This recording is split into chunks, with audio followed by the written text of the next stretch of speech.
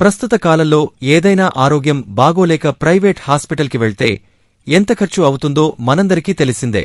ఆరోగ్యం పేరుతో ప్రజలను విచ్చలవిడిగా దోచుకుంటున్న ప్రైవేటు ఆస్పత్రులపై సుప్రీంకోర్టు ఆగ్రహం వ్యక్తం చేసింది. ప్రైవేటు ఆస్పత్రులని రోగులతో తమ వద్దే అధిక ధరలతో మందులను కొనుగోలు చేయాలంటూ బలవంతం చేస్తున్నాయని, ఈ ప్రైవేటు ఆస్పత్రుల దోపిడీని అరికట్టడంలో కేంద్ర రాష్ట్ర ప్రభుత్వాలు విఫలం అయ్యాయంటూ సుప్రీంకోర్టు మండిపడింది.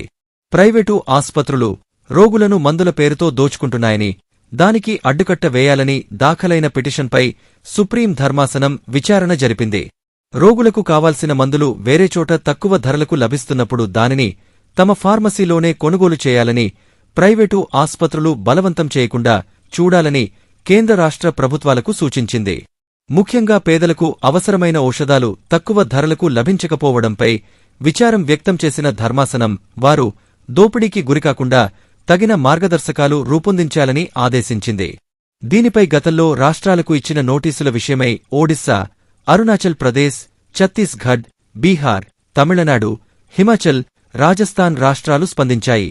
కేంద్ర ప్రభుత్వం ఇచ్చిన ధరల నియంత్రణ ఆదేశాలను పాటిస్తామని పేర్కొన్నాయి. అత్యవసర ఔషధాలు అందుబాటులో ఉండేలా చూసేందుకు వాటి ధరలను నియంత్రించేలా చర్యలు తీసుకుంటున్నామని తెలిపాయి.